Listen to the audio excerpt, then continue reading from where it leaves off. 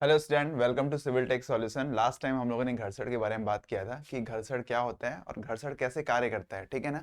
तो अब इस लेक्चर में हम लोग ये बात करने वाले हैं कि घर्षण से अगर किसी भी वस्तु को विस्थापित करेंगे तो घर्षण पे कितना कार्य करना पड़ेगा। इसके साथ साथ हम लोग क्या करेंगे, इसके कुछ आंकिक प्रश्न यानी कि न्यूमेरिकल्स भी हम लोग आज यहाँ पे सॉल्व करेंगे। तो सबसे पहले हम लोग चलते हैं घर्षण पे कि घर्षण के विस्थापन में यानी कोई भी वस्तु यानी कि अगर किसी रुच्च समतल तल पे या रुच्च क्षैतिज तल पे रखी हुई है तो रुच्च समतल, देखो रुच्च कहने का मतलब हो गया रफ, ठीक है ना। तो रफ सरफेस क्या होता है, अगर रफ सरफेस की हम लोग बात करेंगे तो रफ सरफेस का मतलब क्या हो गया, एक ऐसा सरफेस या रुच्च सरफेस जिसको बोल सकते हैं, एक ऐसा सरफेस जो क्या करता है, जो घर्षण को प्रदान करता है, ठीक है ना। अच्छा, एक चीज और भी बताएं, स्मूथ सरफेस जैसा कोई सरफेस होता नहीं है दुनिया में, जो भी ऐसा कोई सरफेस नहीं है जो कि परफेक्टली स्मूथ है, यानी कि स्मूथ सरफेस जैसा कोई सरफेस होता ही नहीं है। जो भी सरफेस होता है वो कौन सा सरफेस होता है, रफ सरफेस होता है। चलिए ठीक है। तो अब बड़ी बात यह है कि अगर किसी भी वस्तु को जो कि रुच्च समतल तल पर रखी हुई है, रुच्च समतल तल पर रखी हुई है, ठीक है ना। कैसे तल पे रखी हुई है, पहली बात वो रुच्च है, दूसरी बात वो समतल है और तल है, ठीक है ना। तो ऐसी जगह अगर रखी हुई है तो इस वस्तु को यदि हम विस्थापित करेंगे तो इसमें कितना कार्य करना पड़ेगा, इस चीज को हम लोग यहाँ पे कंप्यूट करेंगे इवन।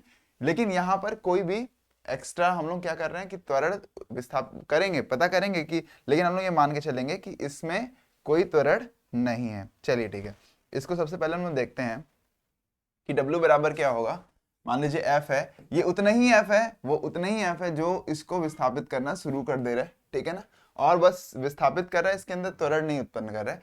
तो यहाँ पर W बराबर क्या होता है, F डॉट एस, ठीक है ना। यानी कि अगर इसने डिस्प्लेसमेंट कितना किया है, एस विस्थापन किया है, तो इस स्थिति में क्या हो जाएगा, W बराबर F डॉट एस। अगर F डॉट एस करेंगे, डॉट कहने का मतलब होता है क्या कि अदिश गुणन, याद है ना, डॉट मतलब क्या हो गया, अदिश गुणन, यानी कि कॉस कंपोनेंट यहाँ पे इस्तेमाल होगा। हालांकि यहाँ पे चूंकि F सीधा सीधा लग रहा है तो यहाँ कॉस कंपोनेंट का कोई मतलब होता नहीं है। तो W बराबर क्या हो गया, F डॉट एस, ठीक है ना। सुनना ध्यान से, अब यहाँ पे F की वैल्यू क्या है, what is the value of F। अगर इसका मास जो है वो m है तो नीचे साइड में कितना काम कर रहा होगा, mg, ठीक है ना। ऊपर साइड में कितना काम कर रहा है, r। दिस इज कॉल्ड प्रतिक्रिया, रिएक्शन, ठीक है ना। उसी को हम लोग क्या बोलते हैं, रिएक्शन बोलते हैं। तो W बराबर क्या हो गया, F डॉट एस। अगर F डॉट एस हो गया W की वैल्यू, तो F की वैल्यू कितनी हो गई, F बराबर क्या हो जाएगा। आपको पता है कि फ्रिक्शनल, जितना मैंने बोला है कि इतना ही काम जितना कि फ्रिक्शनल फोर्स को अपोज करने में करना पड़ रहा है, ठीक है ना। सॉरी। तो ऐसे में क्या हो गया, ये हम लोग लिख सकते हैं म्यू के, ठीक है ना, इंटू आर, और डॉट एस, इतना लिख सकते हैं, नहीं लिख सकते हैं, ठीक है ना। तो इसको हम लोग क्या लिख सकते हैं, म्यू के, आर की वैल्यू यहाँ पे किसके बराबर है, एम जी डॉट एस। तो work done to displace an object with uniform velocity, यानी कि अगर किसी समतल, रुच्च समतल तल पर कोई वस्तु रखी हुई है तो इसको विस्थापन करने में कितना कार्य करना पड़ेगा, दैट इज W बराबर mu k M G S, ठीक है ना। अच्छा, म्यू के मैंने यहाँ पे लिखा है, म्यू एस नहीं लिखा है। मैंने आपको बोला है कि जब वो गतिमान अवस्था में है तो उस पर लगने वाले घर्षण बल को हम लोग म्यू के से क्या करते हैं, निरूपित करते हैं। और जबकि अगर कोई स्थिर क्या बोलते हैं वस्तु है, तो वहां पर हम लोग जिसको डिनोट करते हैं उसको किससे करते हैं, म्यू एस से। स्टैटिक फ्रिक्शन को हम लोग किससे रिप्रेजेंट करते हैं, म्यू एस से रिप्रेजेंट करते हैं। तो इस बात को ध्यान रखिएगा। अच्छा, इसी बात को कहता है कि कोई रुच्च समतल है, रुच्च नत तल है, सॉरी, रुच्च क्या है, नत तल है, और इस नत तल पर कोई वस्तु है, ठीक है ना। अब इसको विस्थापित करने में कितना कार्य करना पड़ेगा, इस स्थिति में रुकिए,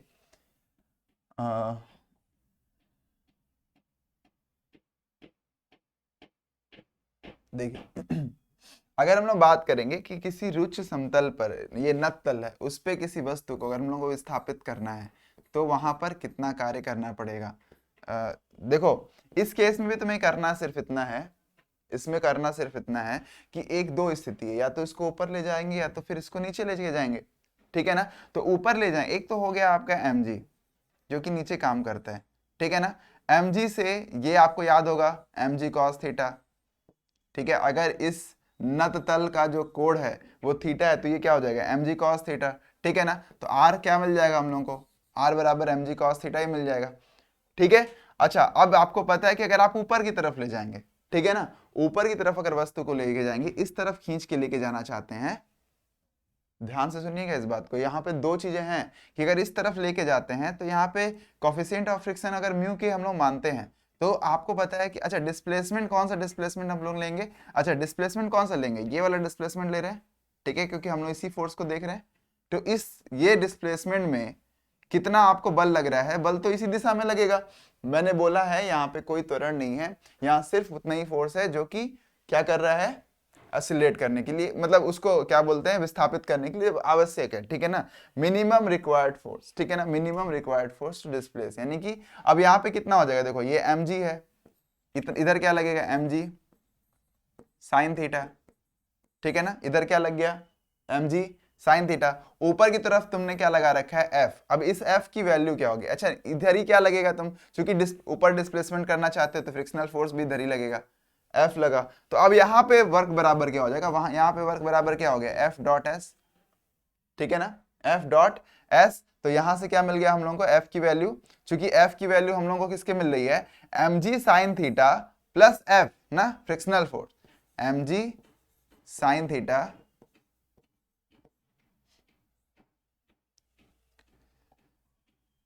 mg साइन थीटा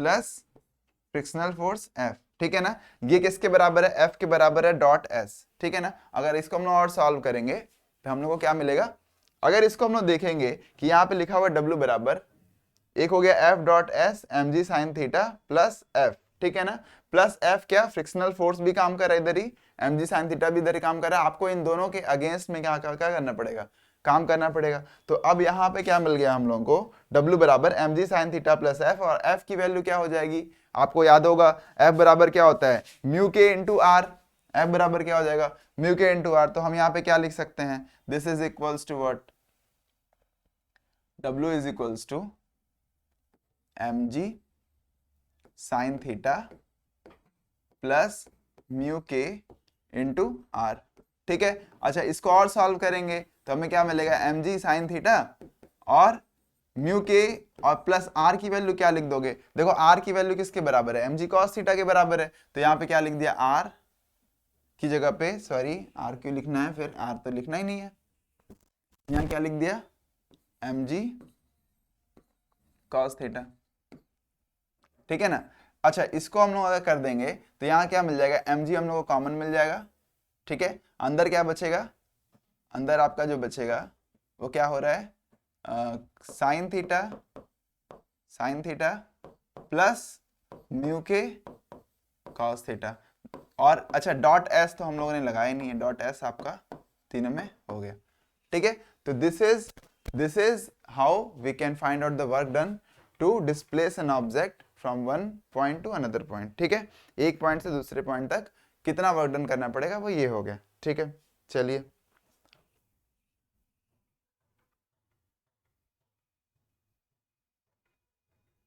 अच्छा अब दूसरी बात देखिएगा, ये तो बात हो गई थी कि किस तरह से नत तल पर कार्य करना पड़ेगा। अगर मान लीजिए कि कहीं पर समतल ही है, उस समतल पे भी जो फोर्स लग रहा है वो इस तरह से लग रहा है, जो बल है वो क्या लग रहा है, वो थोड़ा सा क्या बोलते हैं, इंक्लाइन लग रहा है, ठीक है। तो अगर फोर्स ऐसे कार्य कर रहा है तो इस केस में अगर किसी वस्तु को विस्थापित करेंगे तो उस पे कितना कार्य करना पड़ेगा, ठीक है ना। तो क्या सेम कार्य करना पड़ेगा पहले वाले केस की तरह, बिल्कुल नहीं, यहाँ पे पहले की तरह काम नहीं करना पड़ेगा। अगर वो थीटा से कार्य कर रहा है तो इसका मतलब ये कि उसका एक कंपोनेंट F cos थीटा इस तरफ कार्य करेगा और एक F sin थीटा इस तरफ काम करेगा, ठीक है ना। F cos थीटा इधर हो गया, F sin थीटा इस तरफ हो गया।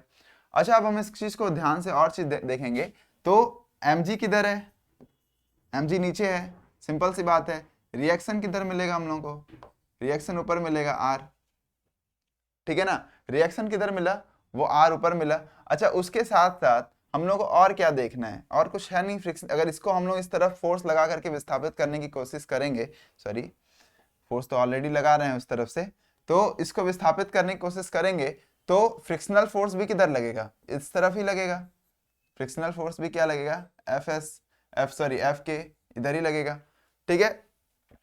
चलिए अब हम लोग कंप्यूट करते हैं इसमें, तो हम लोग को क्या मिलेगा कि अच्छा रिएक्शन ध्यान से समझना, रिएक्शन क्या होता है ना, रिएक्शन सिर्फ वेट का नहीं होता है। देखो नत तल में रिएक्शन कुछ और हो जाता है, और वैसे ही यहाँ पर अगर एफ है तो यहाँ पे देखो दो कंपोनेंट है ना, एफ साइन थीटा और एम जी, ये दोनों नीचे की तरफ काम कर रहे हैं।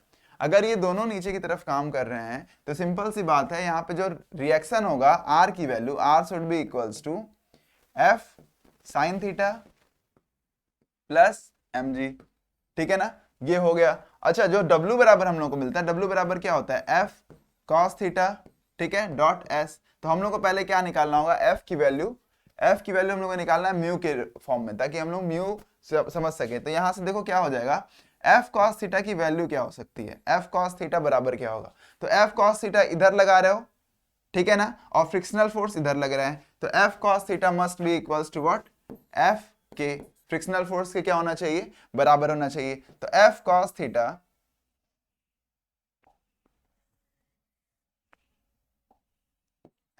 थीटा बराबर क्या हो जाएगा, एफ के हो गया।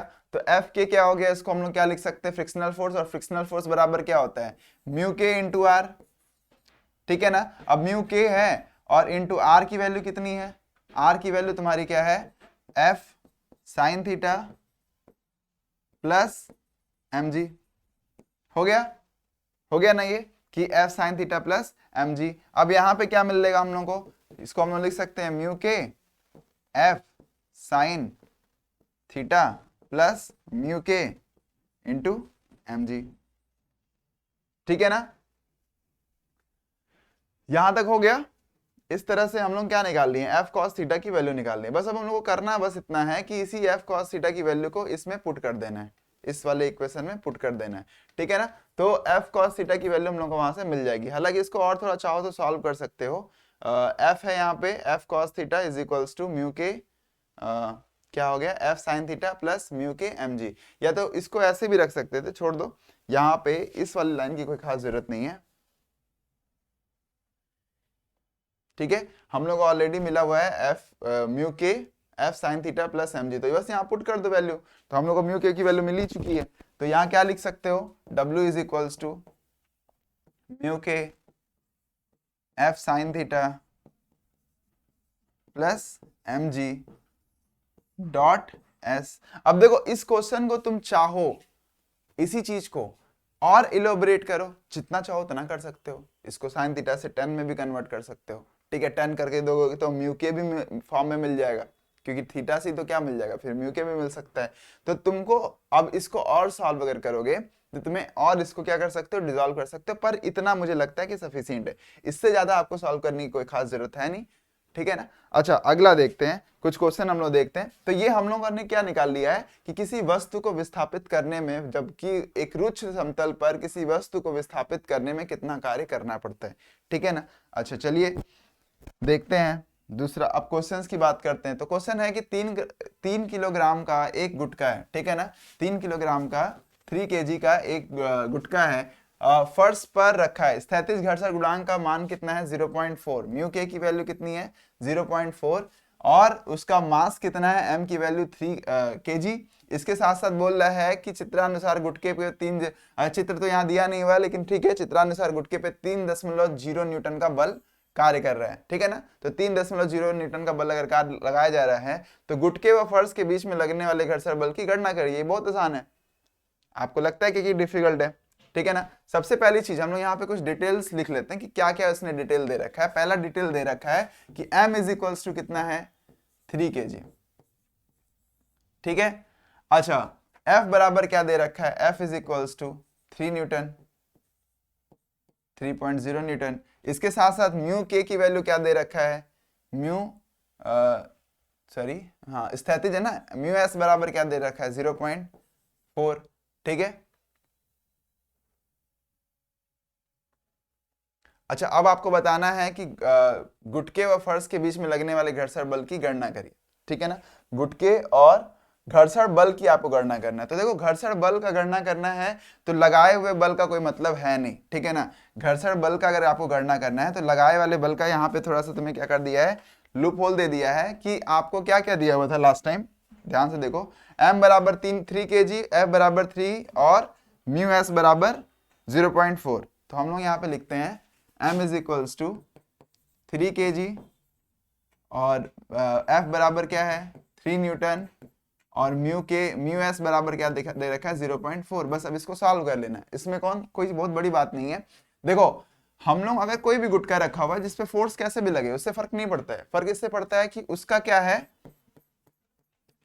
वेट किधर है mg नीचे की तरफ, रिएक्शन किधर मिलेगा r ऊपर, ठीक है ना। अच्छा अगर आप इसको इस तरफ बल लगाएंगे तो फ्रिक्शनल फोर्स अपोजिट होगा, लेकिन यहाँ पे स्थैतिज घर्षण गुणांक बोला है। स्थैतिज मतलब वो तभी जब तक रुका हुआ है, और रुके हुए हैं अगर रुका हुआ है तो दो बातें कि आपको याद होगा मैंने एक ग्राफ बनाया था, इस ग्राफ में क्या होता है कि पहले बढ़ता है और फिर ड्रॉप होता है, तो ये स्थैतिज घर्षण गुणांक है, ये लिमिटिंग है मैक्सिमम, लेकिन ये पूरी लाइन क्या है स्थैतिज घर्षण गुणांक है, सॉरी स्थैतिज घर्षण बल है, ठीक है माफ करिएगा। एक्चुअली क्या है ना कि हिंदी वाली प्रॉब्लम आती रहती है, क्योंकि हम लोग अभी अभी हिंदी समझिए, बस आप लोगों के लिए हिंदी में इस चीज सबको चाह रहे हैं कि मैक्सिमम चीजें मैं हिंदी में ही दूं। आप देख रहे होंगे कि अब जो है मैं भाषा को पूरी तरह से हिंदी लगभग कर चुका हूं, ठीक है ना। कारण सिर्फ इतना है कि देखो दिक्कत नहीं है इंग्लिश वो हिंदी में, कोई समस्या नहीं, हिंदी से हमारी दुश्मनी थोड़े है, हिंदी तो हमारा सबसे मातृभाषा, हमको इससे सबसे ज्यादा लगाव है। पर समस्या इस बात की है कि दुनिया क्या एक्सेप्ट कर रही है, ठीक है ना।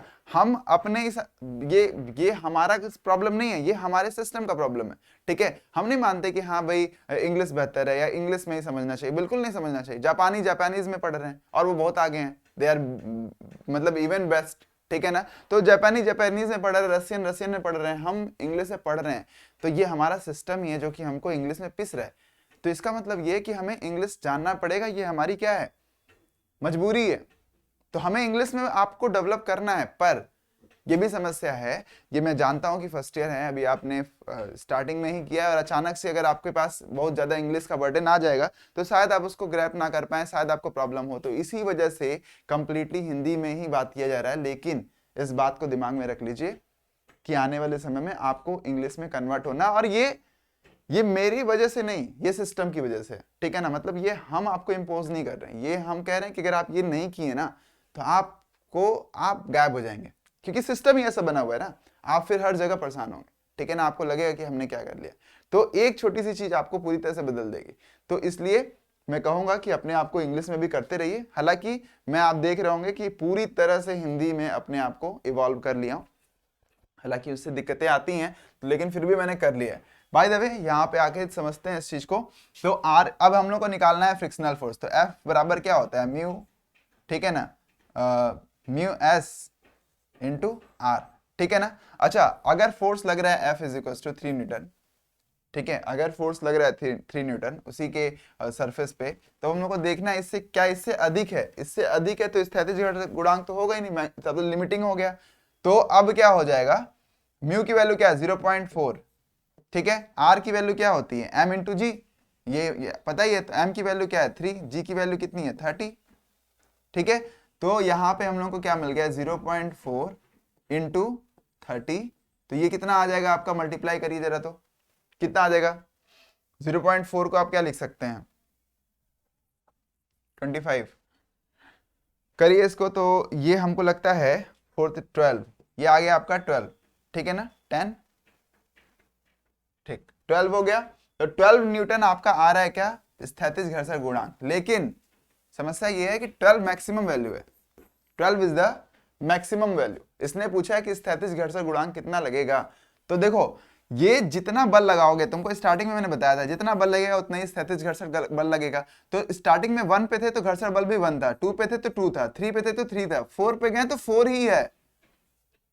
तो वो बल फोर्स कितना लगा रहा है 3 तो लगा रहा है ना, वो फोर्स कितना लगा रहा है 3 न्यूटन लगा रहा है, जबकि आपको कितना चाहिए मैक्सिमम इसके पास 12 है। तो 12 से अधिक होता तब तो वो गतिमान हो जाता और तब वहां पे स्थैतिज घर्षण बल लगता ही नहीं। तो अभी स्थैतिज घर्षण बल आपसे अगर कोई पूछे कि इस स्थिति में स्थैतिज घर्षण बल कितना लग रहा है, तो आप क्या जवाब देंगे 3 न्यूटन। यहाँ पे क्या जवाब देंगे 3 न्यूटन। हाँ हालांकि आपसे पूछता है कि लिमिटिंग फ्रिक्शन यानी कि सीमांत घर्षण बल क्या है, तब आप बोल सकते हैं कि हाँ 12 न्यूटन जो है वो सीमांत घर्षण बल है। लेकिन अगर आपसे कोई कहता है कि स्थैतिज घर्षण बल कितना होगा, तो वो कितना हो जाएगा 3 न्यूटन, ठीक है।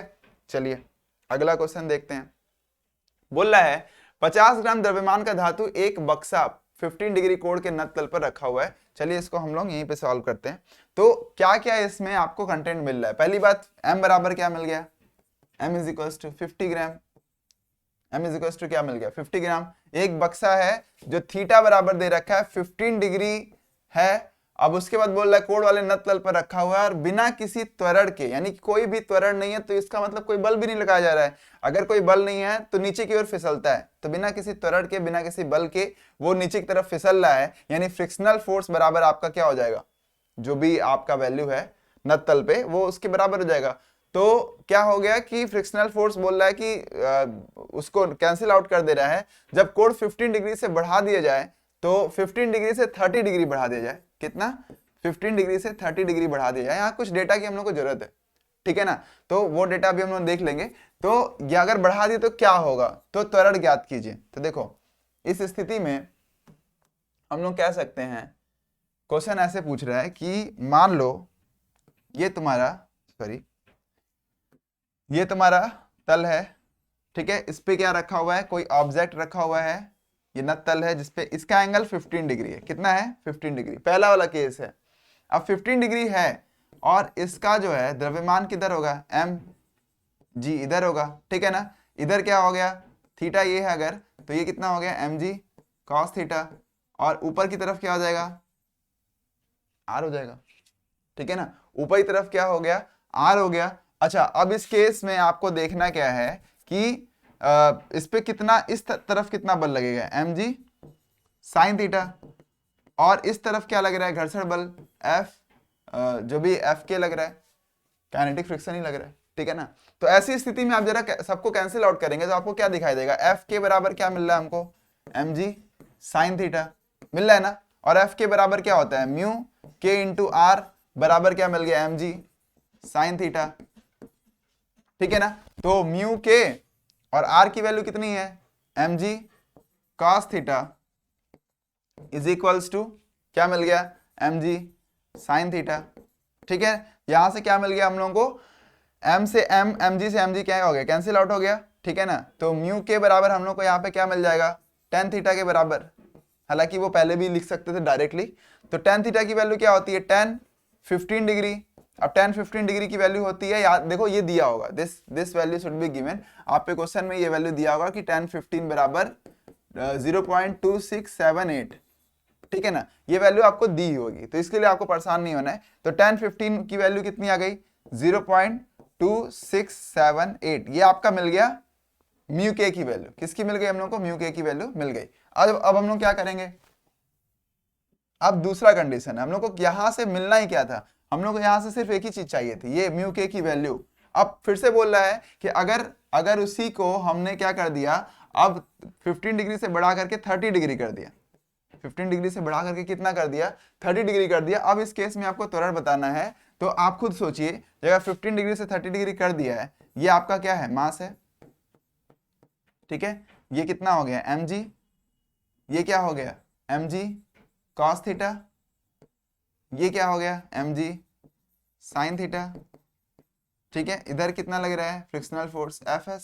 बात फिर से वही है, बात फिर से क्या है? वही है, लेकिन अब हमको पता है कि जो फ्रिक्शनल फोर्स इस ऑब्जेक्ट के अंदर एक्सीलरेशन आ रहा है, उस यानी नेट फोर्स भी लग रहा है। तो एक्सीलरेशन, देखो एक बात समझ लेना, त्वरण जिधर है, आपको इसके पहले के लेक्चर्स में मैंने बताया है कि जिधर भी त्वरण होता है बल उधर ही का अधिक है, ठीक है ना? यानी आप लिख सकते हैं कि mg sin theta is the winner, and winner from home, किससे जीता है उसने? F के से जीता है, ठीक है ना? और उसको क्या अवार्ड मिला है? MA उसको अवार्ड मिला है। तो यहां से क्या हो जाएगा? mg sin theta minus mu k into are बराबर क्या मिल गया हम लोगों को? m इंटू ए, ठीक है ना? तो अच्छा, यहां से mg sin 30 degree minus mu के की वैल्यू क्या है? 0.2678, ठीक है ना? और इंटू आर की वैल्यू कितनी आ गई? आर इज इक्वल्स टू, देखो ये तो आता mg cos थीटा, तो mg cos theta cos 30 degree, ठीक है, is equals to m into A. ठीक है, अब यहाँ पे सब में m कैंसिल आउट कर दो, कॉमन लेकर के m खत्म हो गया। ठीक है ना, सब में m की वैल्यू क्या हो गई, खत्म हो गई, हालांकि इसकी जरूरत ही नहीं थी। यानी कि 50 ग्राम का हो, 60 ग्राम का हो, 100 ग्राम का, उससे कोई खास हम लोग को फर्क नहीं पड़ रहा, हम लोग को क्या निकालना था, त्वरण ही निकालना था। ठीक है ना, तो अब यहाँ पे हमने क्या कर दिया, सब में m कैंसिल आउट कर दिया, तो हम लोग को क्या मिल रहा है, g sin थीटा। तो sin 30 डिग्री की वैल्यू क्या होती है, 1/2, और g की वैल्यू क्या होती है, 10। तो 10 इंटू 1/2 माइनस 0.2678, ठीक है ना, और इंटू 10, ठीक है, और इंटू cos 30 की वैल्यू क्या होती है, देखो cos 30 की वैल्यू होती है √3/2, और उसको हम लोग सॉल्व करेंगे तो 0.23 समथिंग आएगा। ठीक है ना, तो हम यहाँ पे लिख सकते हैं 0.23, ठीक है, और is equals to a। Solve कर लो इसको, यहाँ पे क्या मिल जाएगा, ये 2 से क्या कर देंगे हम लोग, कैंसिल आउट कर देंगे। अब 2 से कैंसिल आउट कर देंगे तो यहाँ पे क्या बचेगा, 5। ठीक है, इसका मल्टीप्लाई कर दीजिए, एक सेकेंड, इसका हमने मल्टीप्लाई किया है, यहाँ पे प्लस नहीं लिखा, माइनस नहीं किया था क्या, हाँ माइनस तो है, ये तुम्हारा mg, ठीक है, g sin थीटा माइनस 0.267, ठीक है, mg, ठीक, m तो कैंसिल आउट हो गया था, यहाँ पे क्या बचा, g और cos थीटा 30 डिग्री की वैल्यू इज इक्वल टू, ठीक, वेरी गुड। तो यहाँ पे क्या हो जाएगा, इसको हम लोग सॉल्व करेंगे ना, इसको पूरा सॉल्व करेंगे तो इसका आंसर कितना आया, 2.62 मीटर पर सेकेंड स्क्वायर। ठीक है ना, this is the acceleration from the above question. अब इसको एक बार फिर से एक्सप्लेन कर देते हैं कि कहां से ये दिक्कत आ रही है।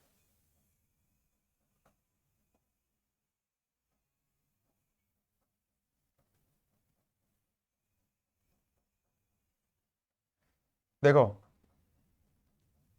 अगर देखेंगे पूरे को इसको, तो सबसे पहले क्या है, तुमसे बोल रहा है कि क्या है कि पहले तो 50 ग्राम का द्रव्यमान है, 15 डिग्री उसका क्या है, 15 डिग्री जो है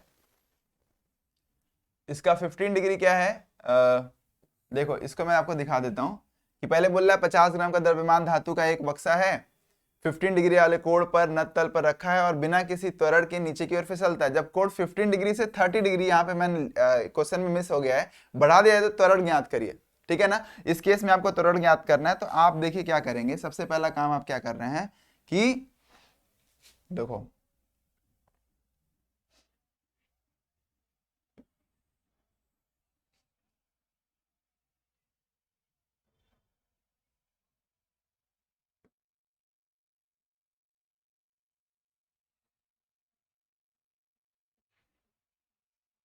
इस चीज को जरा देखिए कि हमने पहले केस में क्या किया था।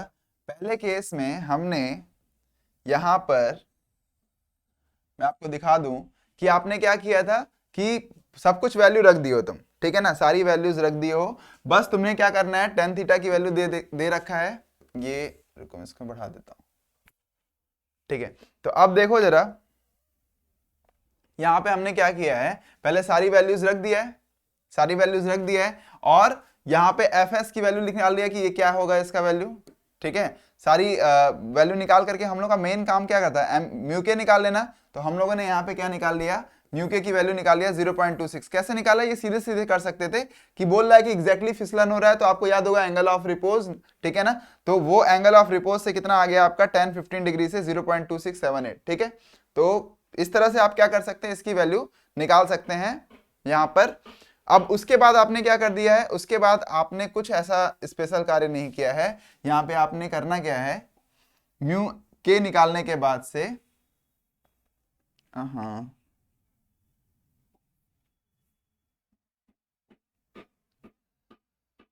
म्यू के निकालने के बाद से आपको बस इसी में वैल्यूज को पुट कर देना है।